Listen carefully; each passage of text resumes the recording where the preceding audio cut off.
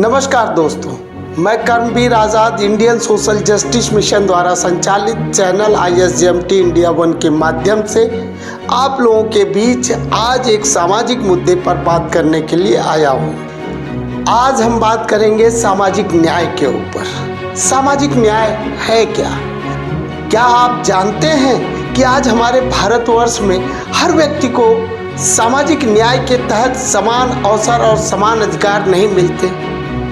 क्या कारण है, आइए जानते हैं इसकी वजह। सामाजिक न्याय का मतलब सबको समान अधिकार और समान अवसर मिले, चाहे वो किसी जाति का, किसी धर्म का, किसी लिंग का या उसकी आर्थिक स्थिति कुछ भी हो।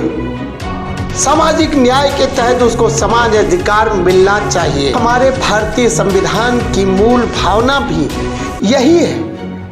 क्या आपको नहीं लगता है कि हमारे भारतीय संविधान की मूल भावना की हत्या हो रही है?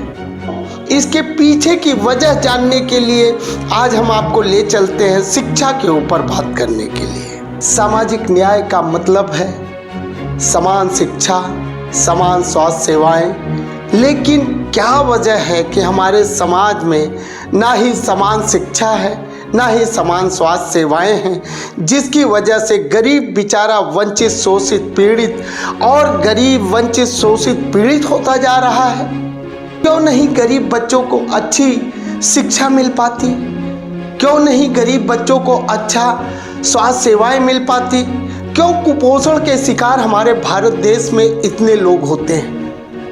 क्या कारण है? लेकिन आज हम केवल बात करेंगे शिक्षा के ऊपर, प्राथमिक शिक्षा के ऊपर आज हम बात करेंगे। और प्राथमिक शिक्षा है क्या? इस प्राथमिक शिक्षा का उद्देश्य क्या है? ये कब हुआ? इसके बारे में जानकारी। भारतीय संविधान के 86वें संविधान संशोधन के बाद समान शिक्षा और निःशुल्क शिक्षा का जो एक संविधान संशोधन के बाद भारत सरकार ने जो एक नोटिफिकेशन जारी किया पूरे भारतवर्ष में, क्या वह पूरी तरह से पारदर्शी है? आइए जानते हैं। हमारे भारत देश के समस्त प्रदेशों के प्राइमरी सरकारी विद्यालयों के हालात के बारे में आपको बता दें। विद्यालय है जर्जर है, स्थिति बहुत ही दयनीय है, जहां गरीब बच्चों को अच्छी शिक्षा नहीं मिल पाती। मैं आपको बताना चाहता हूँ, वहाँ बहुत अच्छे शिक्षक तो हैं, लेकिन शिक्षकों से क्या शिक्षा देने का कार्य सरकारें कराती हैं? हमारे सरकारी शिक्षकों के ऊपर क्या क्या भार है, इसके बारे में मैं आपको बताऊंगा।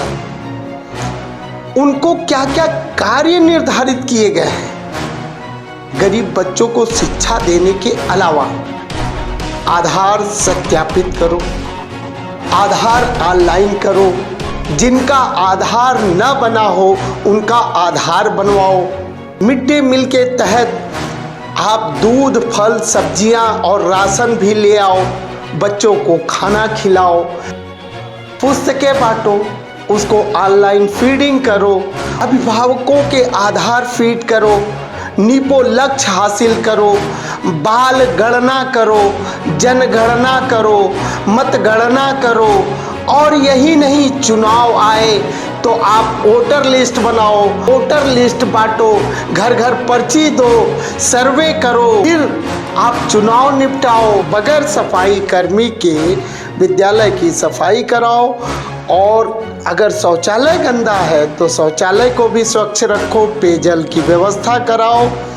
लक्ष्य हमारे सरकारी अध्यापकों के, तो जरा आप विचार करिए कि क्या हमारे उन गरीब, शोषित, वंचित, पीड़ित वर्ग के बच्चों के साथ न्याय या सामाजिक न्याय की जिसकी हम आज बात करने आए हैं, क्या मिल रहा है? हम आप क्या कर सकते हैं? ये हमारे बाबा साहब डॉक्टर अंबेडकर की परिकल्पना का भारत जो संविधान लागू हुआ, उस संविधान को पूरी तरह से लागू कैसे किया जाए, इस पर विचार करने की ज़रूरत है। हमारे भारत के प्रत्येक नागरिक को एकजुट होना पड़ेगा और इसके खिलाफ सामाजिक न्याय के लिए आवाज उठानी पड़ेगी, उन पूंजीपतियों से लड़ना पड़ेगा। आज हमारे भारत देश की जो व्यवस्था है, ये व्यवस्था क्या आपको लगता है अच्छी?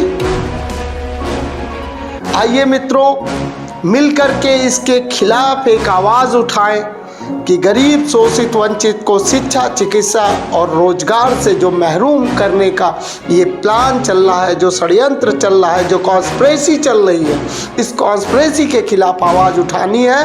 और हमारा इंडियन सोशल जस्टिस मिशन जो यह संकल्प लिया है शिक्षा, चिकित्सा और रोजगार का, इस पर काम करने की आवश्यकता है।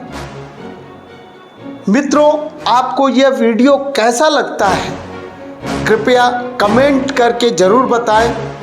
अगर कुछ प्रेरणादायक लगती है तो इसको शेयर, सब्सक्राइब और लाइक करना ना भूलिएगा।